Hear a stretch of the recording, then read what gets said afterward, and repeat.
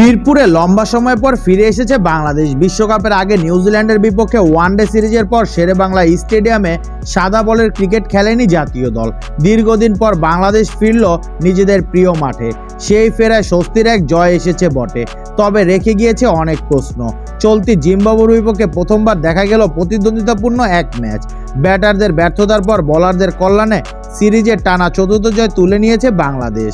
বাংলাদেশের দেয়া 144 রানের টার্গেটে খেলতে নেমে জিম্বাবুয়ের ব্যাটিং খুব একটা খারাপ হয়নি, তবে স্বাগতিক বোলাররাই বরং উপহার দিয়েছে নিয়ন্ত্রিত বোলিং।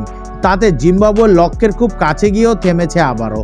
তাসকিন, সাকিব, মুস্তাফিজদের আঁটো বোলিংয়ের সুবাদে 138 রানে শেষ হয়েছে সফরকারীদের ইনিংস। চতুর্থ ম্যাচে বাংলাদেশের জয় 5 রানে। শেষ ওভারে ব্লেসিং মুজারাবানির সামনে যখন সাকিব আল হাসান বোলিংয়ে এসেছে তখনও ছিল শঙ্কা।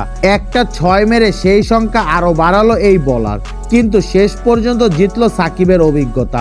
আগ্রাসী মুজারাবানিকে স্টাম্পিংয়ের ফাঁদে ফেলেছেন। পরের বলেই বোল্ড করেছে এনগারাবাকে। জিম্বাবুয়ের বিপক্ষে বাংলাদেশ ম্যাচ জিতল কঠিন করে।